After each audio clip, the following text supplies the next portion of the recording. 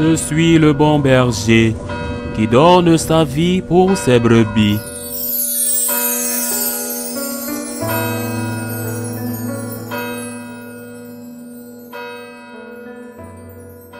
En ce temps-là, les apôtres dirent au Seigneur, « Augmente en nous la foi. » Le Seigneur répondit, « Si vous aviez de la foi gros comme une graine de moutarde, vous auriez dit à cet arbre, que voici, déracine-toi et va te planter dans la mer, et il vous aurait obéi.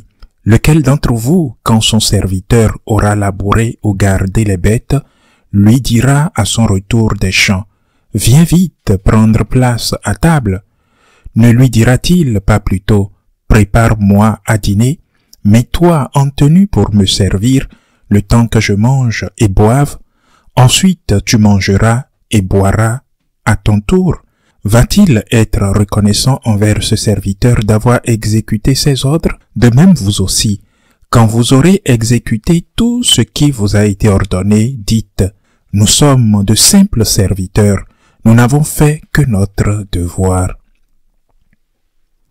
Acclamons la parole de Dieu. Il est intéressant de voir la succession des enseignements dans ce passage de l'évangile de Saint Luc. Il commence par une demande des apôtres. « Augmente notre foi, Seigneur. » Les apôtres qui demandent au Seigneur « Augmente en nous la foi. » Et le Seigneur leur dit « Si vous aviez la foi si petite comme une graine de moutarde, eh bien ce serait bien. » Il parle de foi. Et le Seigneur leur dit qu'ils ont peu de foi.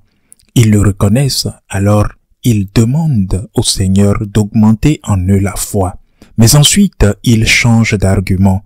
Il parle de foi et commence par parler d'humilité. Il commence par dire, avec cet exemple, que lorsque nous avons fait ce que nous devons faire, nous n'avons pas besoin d'attendre que l'autre, Dieu ou l'entreprise pour laquelle je travaille, ou ma femme, mon mari, mes enfants, mes parents me remercient. Je n'ai rien fait de plus que ce que je devais faire, l'humilité. Quel est le rapport entre la foi et l'humilité? Notre Seigneur Jésus-Christ parle de foi et d'humilité et répond à cette question. Augmente en nous la foi. Mais pour répondre à cette question, il leur parle d'humilité. L'humilité est la vertu qui s'oppose à l'orgueil. Et l'orgueil, fondamentalement, n'est rien d'autre que le refus d'accepter la suprématie de Dieu, son existence, sa puissance, et par conséquent, toi ni moi ne sommes Dieu. Dieu est Dieu, et moi je suis juste une créature de Dieu, élevée au titre de fils adoptif de Dieu par le sacrifice de son Fils unique qui est Jésus-Christ. L'humilité est le fondement de toute vertu, comme l'orgueil qui est le fondement du péché originel qui a conduit à la désobéissance. Mais le mobile était l'orgueil. Ce que le serpent dit à Ève et à Adam, c'est « Vous serez des dieux ». Et ils désobéiront parce qu'ils veulent être des dieux. C'est le péché le plus cruel, l'orgueil, et c'est le premier péché. Le péché du diable, le péché de Lucifer. Lucifer était l'ange de lumière, le plus beau des anges. Il y croyait tellement qu'il aspirait à prendre la place de Dieu. Quelle stupidité! Il voulait prendre la place de Dieu, le renverser de son trône. Le péché originel est l'orgueil. Les autres vices vont peut-être suivre, mais le premier péché est l'orgueil, ce qui a conduit au péché originel. L'origine du péché originel, c'est l'orgueil. Et c'est pourquoi la vertu originelle, c'est l'humilité. Lorsque nous sommes humbles, nous reconnaissons qui est Dieu et qui nous sommes. Il peut parfois y avoir des doutes sur ce que sont les autres. Pour nous, les réponses peuvent être multiples. Les philosophes ont tenté d'y répondre en commençant par l'exemple, par l'affirmation selon laquelle les êtres humains sont des animaux politiques remontant à Platon, puis plus récemment par cette affirmation explicite, les êtres humains sont des animaux sociaux, les êtres humains sont des animaux rationnels. Les réponses sont multiples. Ce que nous devons commencer par dire n'est pas une affirmation mais une négation ou plutôt une négation exprimée sous la forme d'une affirmation. Qui suis-je? Je ne suis pas Dieu, c'est la belle réponse. Je ne suis pas Dieu, chers frères et sœurs. C'est la première affirmation que je dois faire. Je ne suis pas Dieu. Et je dois y croire et être cohérent avec moi-même. C'est très intéressant. Je lisais un article à ce sujet l'autre jour. C'est très intéressant de réaliser qu'après le premier péché, l'homme et la femme, Adam et Ève, se sont cachés de Dieu. Qui peut se cacher de Dieu? Ils essayent de se cacher de Dieu, bien sûr. Ils ne se sont pas cachés parce que Dieu les voyait. Donc, ils essayent de se cacher de Dieu. Ils se cachent de Dieu. Et pourquoi? Parce qu'ils ont honte. Ils savent ce qu'ils ont fait. Ils savent que ce qu'ils ont fait est mal. Et ils se cachent. Et c'est exactement ce qui se passe aujourd'hui. L'homme se cache de Dieu. Et comment se cache-t-il de Dieu? D'abord en disant « Dieu n'existe pas ». Pour faire taire sa conscience, Dieu n'existe pas. C'est comme les enfants. Je pense que nous l'avons tous fait. Ou nous l'avons tous vu faire par d'autres enfants. Le petit enfant se couvre les yeux d'une main, tout simplement en croyant qu'on ne le voit plus, que le monde qui l'entoure n'existe plus. Il ne s'est même pas caché. Il pense qu'il s'est caché. Il se couvre les yeux d'une main et comme il ne voit pas, il croit qu'on ne le voit plus. Les enfants sont géniaux.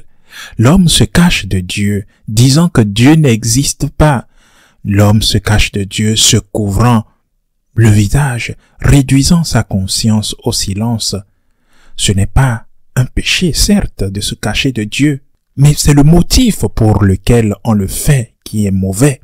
Je me cache de Dieu parce que j'ai péché. Je me cache de Dieu parce que j'ai honte.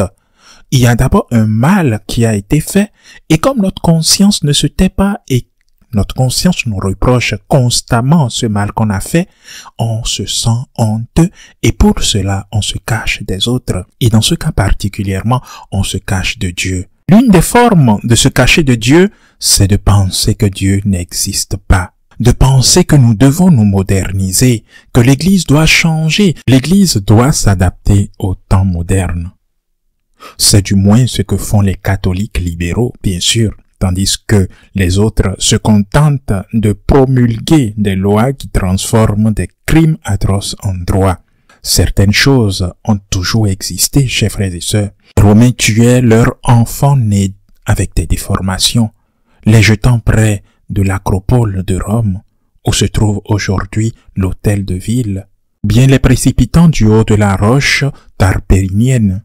Bien sûr, ils pratiquent ouvertement l'avortement, mais ce n'était pas un droit. Aujourd'hui, tuer des innocents est un droit. L'homme se cache de Dieu, niant son existence, ou osant dire que le mal est bien au point d'en faire un droit. Que se passe-t-il? Que se passe-t-il aujourd'hui? Beaucoup ont perdu cette notion du paradis et de l'enfer. Que s'est-il passé quand Lucifer s'est rebellé contre Dieu? Il a été chassé. Il a été chassé du paradis. Il a été chassé par un ange obéissant, par un ange qui n'avait pas soutenu Lucifer. Et que se passe-t-il aujourd'hui? En tant qu'être humain, nous possédons des caractéristiques physiques que les scientifiques appellent ADN. L'acide désoxyribonucléide, c'est dans notre cellule. C'est notre patrimoine génétique. Cette minuscule cellule embryon issue de l'union d'une gamète mâle et d'une gamète femelle, d'une ovule et d'un spermatozoïde. Et ensemble, à cet instant précis, se développera lentement dans le ventre de la mère et deviendra plus tard un adulte, l'ADN. Mais nous possédons aussi l'ADN moral, que l'on appelle la loi morale naturelle. Si nous manipulons génétiquement l'ADN humaine pour en faire autre chose, et que nous commençons à nous doter de branchies comme les poissons pour pouvoir respirer sous l'eau, nous serons autre chose. Nous serons des amphibiens. Mais nous ne serons pas humains, nous encore moins plus humains. Modifier l'ADN moral, affirmer que Dieu n'existe pas, ou affirmer que ce qui est dans mon ADN moral me dit que ce qui est bien est mal, ou encore ce qui est mal est bien, ou encore ce qui est bien est mal, modifiant quelque chose inné en moi, mon ADN moral entraîne la perte du paradis et la destruction de l'humanité. C'est la perte du paradis sur ce merveilleux paradis qu'est la Terre, sur cette belle planète bleue que nous n'avons pas reçue comme propriété, mais comme protecteur et gardien. En modifiant notre ADN moral, nous tuons nos enfants, nos malades, nos aînés, nous causons la guerre, la faim et l'injustice. Au fond, c'est la même chose. C'est un péché, mais pas le péché de l'homme qui se reconnaît pécheur. Le péché a toujours existé, et à sa racine se trouve le péché originel. Au contraire, le péché d'aujourd'hui est considéré comme une bonne chose, un droit, et donc irréparable. Et c'est le fruit de l'orgueil. C'est pourquoi lorsque nous lui demandons d'accroître notre foi au Seigneur, dans sa sagesse divine, nous devons être humbles. Nous devons le demander avec humilité. Nous devons demander la vraie foi au Seigneur avec humilité. Mais quand nous le faisons avec orgueil, c'est impossible de recevoir, parce que celui qui demande doit être humble pour recevoir. Si nous ne commençons par entrer par cette porte étroite, nous ne pourrons pas atteindre le royaume des cieux, chers frères et sœurs. Et vous pourriez dire, mais Dieu est très bon, il me pardonnera. Ou même vous poser la question de savoir s'il vous pardonnera à l'heure de votre mort. Oui, le Seigneur est bon, il est miséricordieux. Il vous pardonnera certainement au dernier moment de votre vie, mais seulement si vous lui demandez pardon. Mais lorsque vous n'avez pas appris à être reconnaissant envers Dieu, lorsque vous n'avez pas appris à connaître Dieu, comment vous pouvez penser à lui au dernier moment? Comment vous pouvez penser à son existence au dernier moment et lui demander pardon? Comment vous pouvez prendre conscience de l'existence de Dieu afin qu'au dernier moment, vous pensez à lui pour lui demander pardon? Mais entre-temps, vous avez ruiné votre vie, détruit votre mariage, ou vous ne vous êtes pas marié du tout. Combien avez-vous eu de partenaires, des aventures d'un soir ou de 3 mois, combien? Et vos enfants, où sont-ils? Jetés dans des égouts, vous avez tellement avorté. Des enfants que vous avez jetés dans les toilettes, pourquoi? Parce que vous avez pris une pilule avortive, ou parce que vous les avez laissés dans une clinique d'avortement, qui est un centre criminel. Commençons par la véritable humilité. C'est l'origine de tout, et c'est pourquoi la Vierge Marie est le modèle, car elle est humble. Elle est la pure, celle qui n'a jamais péché, celle qui a été conçue sans péché originel, l'Immaculée Conception, celle qui n'a jamais péché par la suite, l'humble, le modèle de l'humilité.